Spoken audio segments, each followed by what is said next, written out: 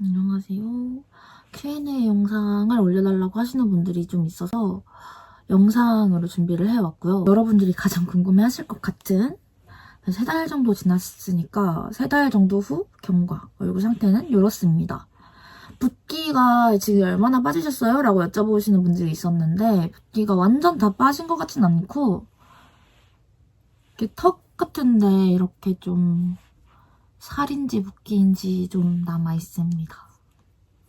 그래도 많이 자리 잡은 것 같아요.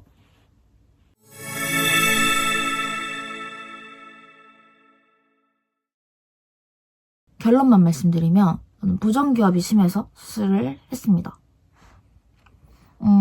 제가 이제 어릴 때부터 부정교합의 기미가 보였었고 어릴 때 턱이 더 자라지 않게 하는 장치라던가 이런 치료를 받았었어요. 근데 이게 효과가 없었고 병원에서 성장이 멈춘 다음에 양악수술을 받는 게 어떻겠냐고 권유를 해주셨어요.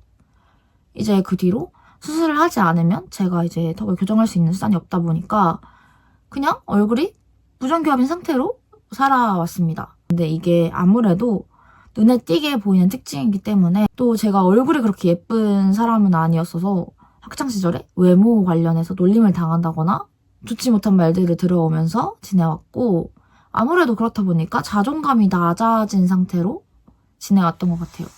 그리고 제 스스로도 컴플렉스가 되게 심한 상태였었습니다. 그리고 이제 그렇게 성인이 되었고 물론 제가 성인이 되고 나서 자존감이 많이 회복되고 저는 항상 당당한 사람으로 살아왔어요. 근데 저는 이제 예쁜 옷을 입는 것도 좋아하고 꾸미는 것도 좋아하고 사진 찍는 것도 좋아하는데 거울을 보거나 사진을 찍을 때 제 턱이 약간 신경이 쓰이는 거예요. 뿐만이 아니라 다른 사람들에 비해서 발음이 좀 샌다거나 하는 기능적인 문제도 있어서 양악수술을 하기로 결정을 하고 교정을 시작했던 것 같습니다. 두 번째 질문인데요. 선 교정하고 수술하셨나요? 아니면 수술하고 교정하시는 건가요? 라는 질문을 많이 받았는데 저는 일단 수술 전에 술전 교정을 받았고 지금은 수술 후 교정을 받고 있는 상태입니다. 술전 교정은 10개월, 보통 1년 정도 한다고 하는데 제가 좀 빠른 편이라 10개월 정도 하고 수술을 했고 지금 이제 6개월 정도 수술 후 교정을 받고 있는 상태입니다. 세 번째, 언제부터 의사소통이 가능한가요? 라는 질문이 있었어요. 근데 이게 완전 어눌하지 않게 발음이 정확하게 사람들과 소통을 하고 대화를 하려면 한 달이 지나고 웨이퍼를 고정시켜 왔던 걸 빼야 가능해요. 한 달까지는 웨이퍼를 물고 있기 때문에 발음이 아무래도 셀 수밖에 없어서 사람들이랑 얘기를 할 때 교정하고 있냐, 발음이 샌다라는 말을 많이 들었었고 그거 말고 그냥 입이 묶이는 것만 빼고 나면 그래도 말하고 의사소통하는 데는 지장이 없습니다. 근데 조금 어눌하고 바보 같아 보일 수 있다는 거.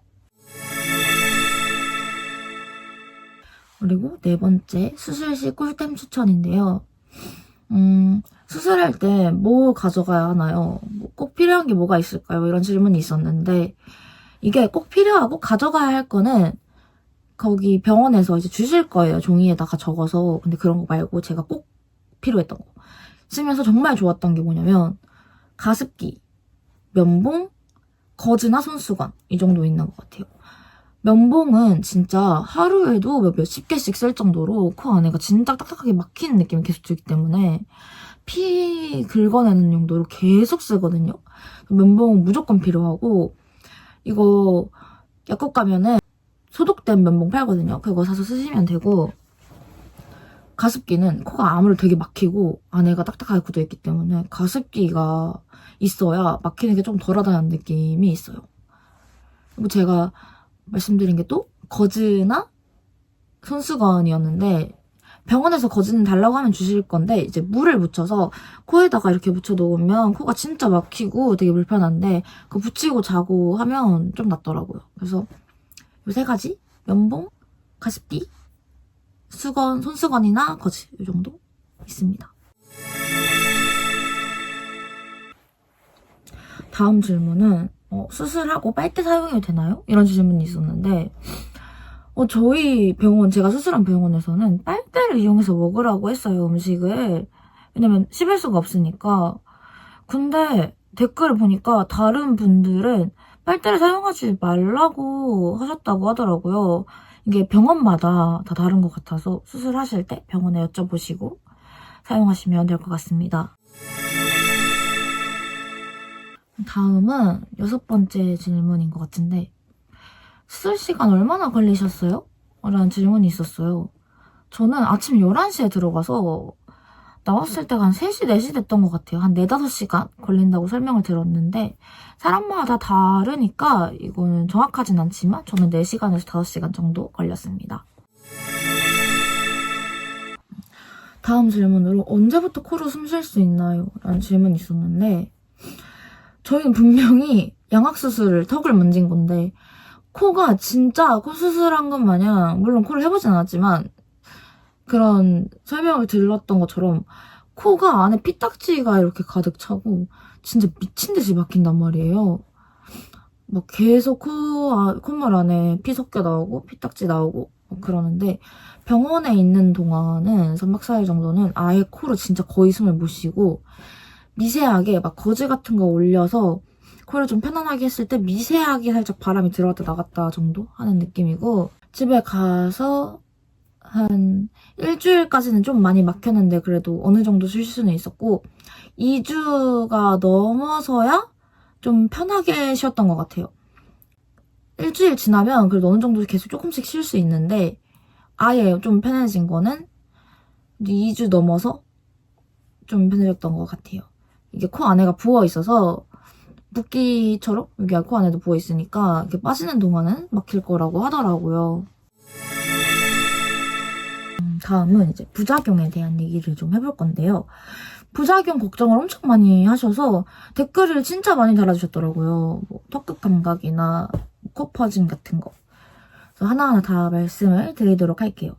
먼저 턱끝 감각인데 턱끝 감각은 저는 다 돌아왔어요.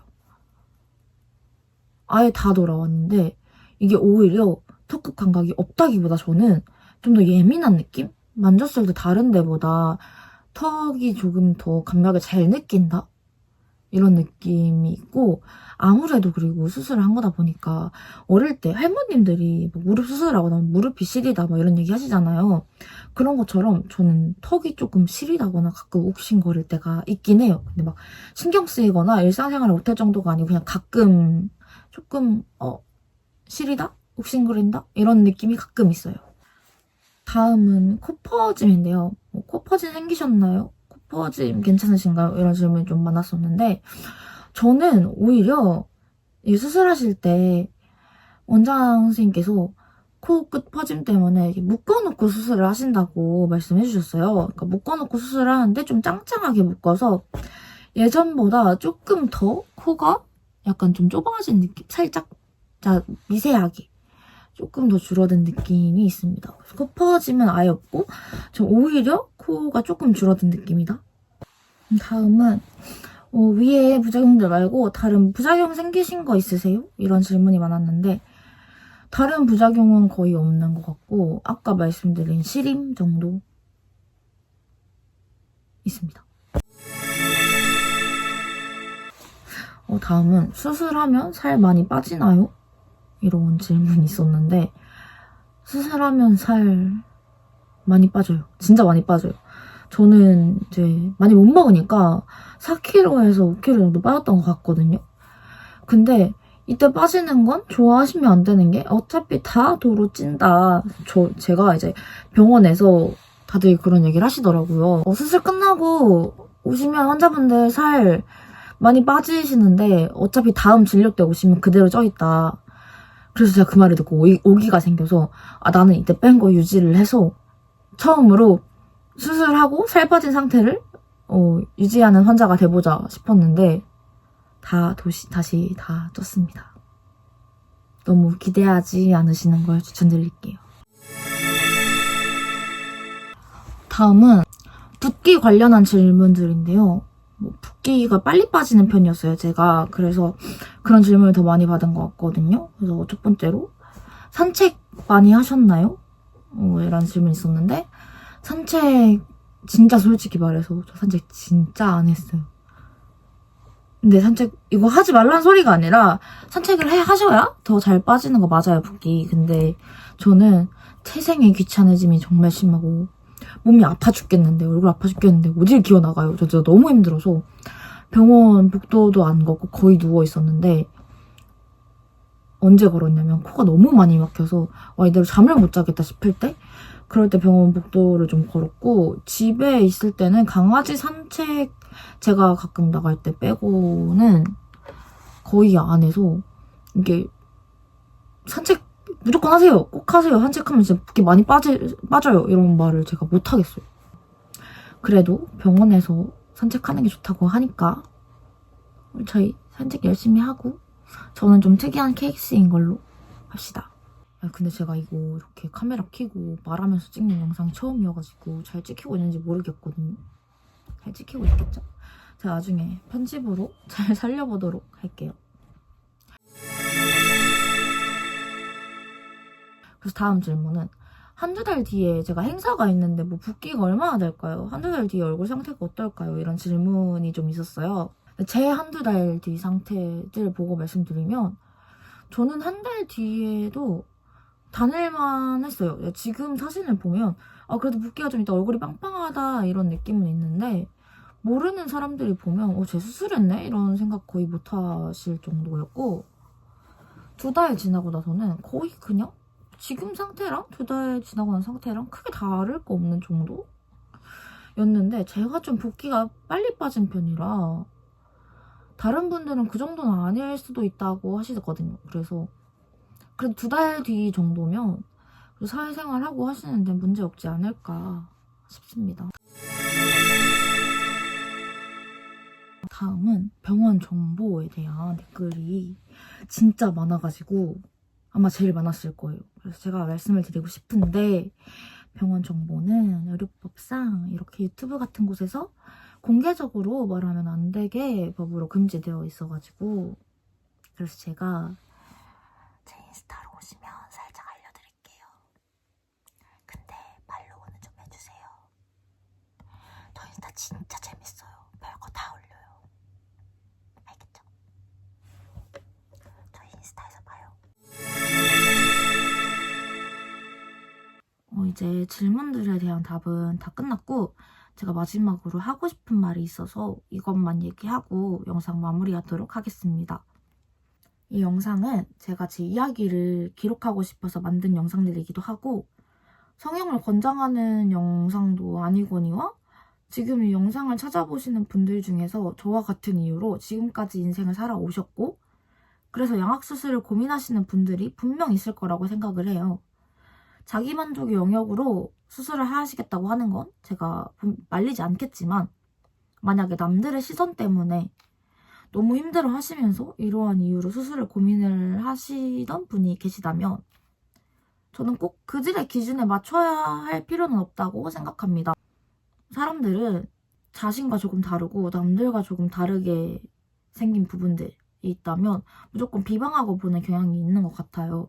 물론 저는 수술을 결정을 했고 지금 제 얼굴에 정말 만족을 하면서 살고 있지만, 저는 과거에 저도 결코 못생겼다고 생각하지 않거든요. 제가 이런 말을 하는 이유는 부정교합을 가지신 분들 중에서 저와 같은 인생을 살아오신 분들이 정말 많을 거라고 생각을 하기 때문이에요. 저는 자존감도 많이 회복을 하고 남들 말에 쉽게 무너지지 않는 사람인 상태에서 수술을 결정했는데, 그래도 수술이 끝나고 그냥 정말 많이 울었어요. 그동안 상처로 남았던 일들이 갑자기 머릿속에서 막 스쳐서 지나가더라고요. 그래서 수술 끝나고 회복하는 기간 동안 집에서 쉬면서 전 정말 많은 생각이 들었고, 스스로 고생했다 싶어서 좀 많이 울었던 것 같습니다. 혹시라도 뭐 이런 고민들이 있으시다면 저에게 연락을 주신다면 제가 조금이나마 도움이 되어드리고 싶습니다. 언제든지 연락 주세요. 영상은 여기서 마무리하도록 하겠습니다. 감사합니다.